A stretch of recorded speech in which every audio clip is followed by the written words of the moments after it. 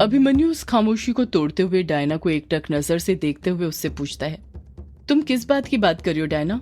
कौन सी बात छुपाई है मैंने जो तुम्हें पता चल गई है? डायना अभिमन्यु की आंखों में देखते हुए जवाब देती है, महाडायन के हीरे की। अभी जब मैंने तुमसे उस हीरे के बारे में पूछा था तो तुमने कहा था कि तुमने उस हीरे की जांच के लिए उसे पैरानॉर्मल संस्था में भेज दिया है। पर अगर तुमने उस हीरे को पैरानॉर्मल संस्था भेज दिया था तो फिर तुमने उसे एकास्त्र में कैसे लगाया? अभिमन्यु डायना से अपनी नजरें चुराते हुए कहता है, एकास्त्र में महाडायन का हीरा नहीं लगा था डायना, दूसरा हीरा था। डायना अपनी बात पर अडिग रहते हुए कहती है, नहीं अभी, उस एकास्त्र में महाडायन का हीरा था, मुझे पता है।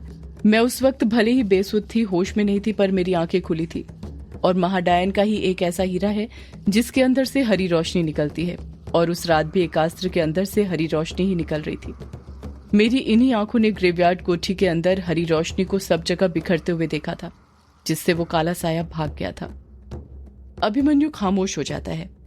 डायना की बातों से बचने के लिए अपने आसपास देखने लग जाता है। वो डायना के सवालों का सामना नहीं कर पा रहा था। डायना नर्म लहजे के साथ अभिमन्यु से कहती है, और कितना झूठ बोलोगे अभी? ऐसे और कितने झूठ बोले हैं तुमने हम सबसे? कितनी बातें छुपा रहे हो तुम हम लोगों से? बोलो अभी, जवाब दो। मैं कुछ पूछ रही हूँ तुमसे, और क्या छुपा रहे हो तुमने? और क्या क्या झूठ बोले हैं हमसे? अभिमन्यु कड़क लहजे में पलट कर कहता है, झूठ बोलना पड़ता है डायना, कभी कभी दोस्तों की जान बचाने के लिए झूठ बोलना पड़ता है, तुम नहीं समझोगी। डायना पलट कर कहती है, क्या कहा अभी तुमने? मैं नहीं समझूंगी। तुम समझाने की कोशिश करोगे तो समझ पाऊंगी ना मैं, पर नहीं, तुम्हें तो मुझे समझाना ही नहीं है, बस एक के बाद एक झूठ बोलने हैं। तुम्हें पता है अभी, दोस्तों से झूठ बोलना एक प्रकार से उन्हें मारना ही है, क्योंकि वो आप पर अपने आप से ज्यादा विश्वास करते हैं, और उनके विश्वास को मारकर आप एक प्रकार से खुद उन्हें मार रहे हो। अभिमन्यु गुस्से के साथ बोल पड़ता है, डायना तुम्हें जो सोचना है मेरे बारे में सोचो, मुझे फर्क नहीं पड़ता, समझी? तुम चली जाओ यहाँ से, मुझे अकेला छोड़ दो। डायना पलटकर कुछ नहीं कहती है और नम आंखों के साथ अभिमन्यु को देखती रहती है। अभिमन्यु फिर गुस्से के साथ डायना को घूरते हुए कहता है, डायना मैंने कहा मुझे अकेला छोड़ दो प्लीज, तुम्हारी बहुत बड़ी कृपा होगी मुझ पर। अभिमन्यु की बात सुनकर डायना की आंखों से 2-3 अश्क गिरते हैं और उन्हीं अश्कों को पोंछते हुए डायना कमरे से बाहर निकल जाती है। उसके जाते ही अभिमन्यु धड़ाम से दरवाजा लगा देता है। अक्सर हम नाराज उन्हीं लोगों से होते हैं जिनसे हम प्यार करते हैं। अगर हम किसी से नाराज ही नहीं होते हैं तो इसका मतलब यह है कि हम उससे प्यार ही नहीं करते हैं। कहीं ना कहीं अभिमन्यु और डायना दोनों ही एक दूसरे से नाराज थे। नाराजगी इस बात की नहीं थी कि दोनों एक दूसरे से झूठ बोल रहे थे, नाराजगी इस बात की थी कि दोनों एक दूसरे पर अभी भी विश्वास नहीं कर रहे थे। और प्रेम के बंधन में बंधने के लिए जिस चीज की सबसे ज्यादा जरूरत होती है वो होता है विश्वास, जो दोनों ही अभी तक एक दूसरे पर नहीं कर पा रहे थे। रात हो गई थी। दिलीप हॉल में ही सोफे पर लेटा हुआ था। उसके पैरों के पास ही बल्लू फर्श पर बैठा हुआ था, जो अपने दोनों हाथों से उसके पैर दबाए जा रहा था। दिलीप के पैर दबाते वक्त बल्लू के हाथ बार बार कांपे जा रहे थे। उसकी आंखों में देखकर ऐसा लग रहा था जैसे उसे किसी चीज का डर हो। दिलीप बल्लू पर चिढ़ते हुए कहता है, क्या कर रहा है कामचोर, अच्छे से पैर दबा, दम लगा थोड़ा। बल्लू हड़बड़ाहट के साथ हकलाते हुए कहता है, दम दम कैसे लगाऊं मालिक, सारा दम तो उसी रात निकल गया था जब उस रात उसे देखा था। दिलीप धीरे से पूछता है, किसकी बात कर रहा है तू बल्लू? बल्लू जवाब देता है, वो वही साया मालिक जिसे उस रात आपने और मैंने ग्रेवयार्ड कोठी में देखा था। पता नहीं क्या बला थी वो। जैसे ही बल्लू ये बात बोलता है दिलीप के पैर भी डर के मारे थर थर कांपने लग जाते हैं। उसके चेहरे पर भी डर छा जाता है। दिलीप मुंह बनाते हुए कहता है, मूर्ख, उस बला का नाम क्यों ले रहा है तू इस वक्त? बल्लू पलट कर कहता है, मालिक, नाम ना लेने से बला टलने तो नहीं वाली ना, कुछ ना कुछ तो उसका करना ही पड़ेगा ना। आप कुछ करते क्यों नहीं? आप ही तो इस गांव के करता धरता हैं, अगर आप नहीं करेंगे तो फिर कौन करेगा? दिलीप कहता है, अब और क्या करूं, उसके सामने चले जाऊं मरने के लिए? तूने उस रात देखा नहीं था क्या? दिलीप अपने दोनों हाथ बल्लू को दिखाते हुए कहता है, अपने इन्हीं हाथों से उसकी पीठ में क्रकंड घोंपा था, पर उस पर उसका कोई असर नहीं हुआ। बल्लू कहता है, यही बात तो समझ में नहीं आई मालिक कि जब उस क्रकट से यक्षिणी मर सकती है तो फिर वो काला साया क्यों नहीं मरा? दिलीप कुछ सोचते हुए कहता है, क्योंकि वो काला साया यक्षिणी से भी बड़ी बला है, उससे कहीं ज्यादा ताकतवर है। एक और बात भूल मत, यक्षिणी एक डायन है और क्रकट डायनों को मारने के काम आता है, पर लगता है वो काला साया डायन नहीं कुछ और है, तभी तो वो क्रकट से नहीं मरा।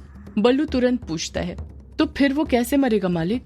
दिलीप परेशानी के साथ ना में अपना सिर हिलाते हुए जवाब देता है, पता नहीं वो कैसे मरेगा, उसका अंत होगा या नहीं ये भी नहीं पता, बल्लू फिर कहता है, तो आप कुछ कीजिए मालिक, कुछ कीजिए। दिलीप तुरंत उठकर बैठता है और गुस्से से बल्लू को घूरते हुए कहता है, मूर्ख, क्या करूं मैं? एक वो मायाधारी थी जो हमें मुसीबतों से बचाती थी, पर उसका भी कुछ अता पता नहीं। और वो 3 धर्मगुरु जिन्होंने यक्षिणी को ग्रेवयार्ड कोठी में बांधा था, कैद किया था, उन तीनों धर्मगुरुओं का तो यक्षिणी ने उसी रात सफाई कर दिया था। अब किससे मदद मांगने जाऊं, किसको बुलाऊं मैं? इतना कहकर दिलीप खामोश हो जाता है।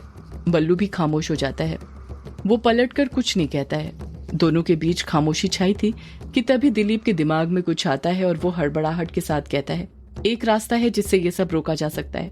बल्लू तुरंत हड़बड़ाहट के साथ कहता है, क्या रास्ता है मालिक? दिलीप कहता है, सौदाई और सौदाइन। बल्लू हैरानी के साथ कहता है, क्या कहा मालिक आपने? सौदाई और सौदाइन? दिलीप अपनी बात आगे जारी रखते हुए कहता है, हाँ बल्लू, पता कर अपने गांव में और आसपास के गांव में अब कौन सौदाया सौदाइन बचे हैं। तू नहीं जानता, ये सौदाई सौदाइन भी बहुत कुछ कर सकते हैं। हो सकता है हमें वो इस नई बला से मुक्ति दिला सकते हो। बल्लू कहता है, पर मालिक, हम लोग कब से सौदाई सौदाइन की मदद मांगने लग गए? हम ही लोग तो उनका बहिष्कार कर देते थे, उन्हें गांव से निकाल देते थे, काला जादू करने की कड़ी सजा देते थे। दिलीप चिढ़ते हुए कहता है, हाँ मुझे मत बता, मुझे सब पता है, समझा? बस जितना मैंने कहा है उतना कर। भूल मत, जरूरत पड़ने पर गधे को भी बाप बनाना पड़ता है।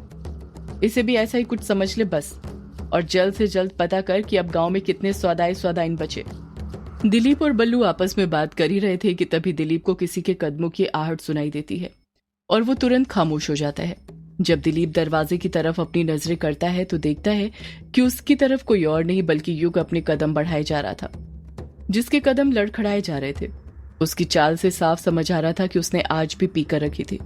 युग लड़खड़ाते हुए चलते हुए आता है और सीधे आकर दिलीप के पास खड़े हो जाता है। युग दिलीप से कहता है, आपसे कुछ बात करनी है। दिलीप मुंह बनाते हुए कहता है, तुझे आधी रात में मुझसे क्या बातें करनी है? युग बड़बड़ाता है, जरूरी बात करनी है।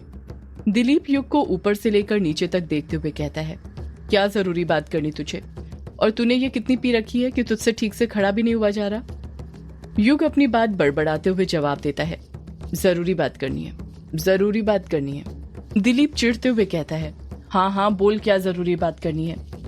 युग बल्लू को देखते हुए कहता है, अकेले में कुछ पर्सनल जरूरी बात करनी है। दिलीप कहता है, हाँ तो बोल, यहाँ पर सब अपने ही हैं और ये बल्लू सबसे पुराना है, इससे कोई बात छुपी नहीं है, सारे राज जानता है ये। तू बेफिक्र होकर बोल, क्या जरूरी बात करनी है तुझे? युग लड़खड़ाते हुए दिलीप के बगल में ही बैठ जाता है और ये बात उसे बिल्कुल पसंद नहीं आती है। युग नशे में था, इसलिए दिलीप भी उसे कुछ नहीं बोलता है। युग नशे में फिसलती हुई जुबान के साथ कहता है, कई दिनों से तलाश रहा हूं उसे, उसने जब से बताया है उसे ही खोज रहा हूं। सारी जगह तलाश ली लेकिन वो कहीं नहीं मिल रहा। उसका मिलना जरूरी है क्योंकि वो मिलेगा तभी वो मुझे मिलेगी, मैं उससे मिल पाऊंगा। और मैं उससे मिलना चाहता हूँ, उसे पाना चाहता हूँ, उसे अपना बनाना चाहता हूँ। दिलीप और बल्लू को युग की बात बिल्कुल समझ में नहीं आ रही थी, सारी बातें सिर के ऊपर से निकल रही थी। दिलीप चिढ़ते हुए कहता है, ये तू क्या बकवास किए जा रहा है? लगता है तूने आज कुछ ज्यादा ही पी ली है, इसलिए बैकी बैकी बातें कर रहा है। बल्लू एक काम कर, इसे उठा और सीधे इसके कमरे में फेंक कर आ। जब सुबह इसकी नींद खुलेगी तो अपने आप होश में आ जाएगा। बल्लू युग को पकड़ने के लिए बढ़ ही रहा था कि तभी युग हड़बड़ाहट के साथ बल्लू को हाथ दिखाते हुए कहता है, नहीं नहीं बल्लू काका, मुझे छूना मत, मैं अपने पूरे होशो हवास में हूँ, समझे आप? पीने के बाद तो इंसान ज्यादा होश में रहता है, वरना ये समाज की बंदिशें तो उसे बेहोशी में ही रखती हैं। और आज मैं अपने पूरे होशो हवास में हूँ, मैं कुछ पूछना चाहता हूँ। युग के हाथ दिखाने पर बल्लू जहाँ पर खड़ा हुआ था वहीं पर रुक जाता है, अपने कदम आगे नहीं बढ़ाता है। युग अपनी बात आगे जारी रखते हुए कहता है, हर जगह तलाशा उसे पर वो कहीं नहीं मिला। और मैंने आपसे कहा ना कि उसका मिलना बहुत जरूरी है। आप तो जन्म से ही यहाँ पर रह रहे हैं और सुना है पूरे इलाके में आपकी ही सबसे अच्छी पकड़ है। युग कुछ सीरियस होने लग जाता है। युग को सीरियस होते देख दिलीप भी सीरियस होने लग जाता है और तन कर बैठते हुए कहता है, मुद्दे पर आ लड़के, कहना क्या चाहता है? युग कहता है, वो कहाँ पर है? आपने तो उसे देखा ही होगा। दिलीप मुंह बनाते हुए कहता है, कौन कहाँ पर है? तू किसकी बात कर रहा है? युग कहता है, झरना, क्या आपने वो झरना देखा है? दिलीप तुरंत पलट कर पूछता है, तू किस झरने की बात कर रहा है? युग कहता है, ओम आवाज वाले झरने की। सुना है वो झरना जब गिरता है तो उससे ओम की आवाज सुनाई देती है। युग की बात सुनकर दिलीप एकदम खामोश हो जाता है। बल्लू काका के चेहरे के एक्सप्रेशन भी कुछ बदल जाते हैं। वो अपनी आंखें हैरानी के साथ बड़ी कर लेते हैं। युग दिलीप से फिर पूछता है, बोलिए, क्या आपने वो झरना देखा है? क्या आप उसके बारे में जानते हैं? इतना कहकर युग दिलीप के गिरेबान में हाथ डालने लग जाता है। दिलीप तुरंत अपना गिरेबान छुड़ाते हुए युग को अपने से दूर करते हुए कहता है, छोड़ मुझे, ऐसा कोई झरना नहीं है, समझा तूने बस ज्यादा पी ली है। युग अपनी बात पर अडिग रहते हुए कहता है, नहीं, ऐसा झरना है। उसने मुझसे कहा है ऐसा झरना है। उस झरने का मिलना बहुत जरूरी है, तभी वो मुझे मिलेगी। दिलीप पूछता है, कौन मिलेगी? किसकी बात कर रहा है तू? युग बात को काटते हुए कहता है, क्या आपने वो झरना देखा है? बताइए, क्या आप उस झरने के बारे में कुछ जानते हैं? दिलीप युग को गुस्से के साथ घूरते हुए कहता है, ऐसा कोई झरना नहीं है, समझा तू पागल हो गया है, पागल, अपने बाप की तरह। दोनों बाप बेटे पागल हैं।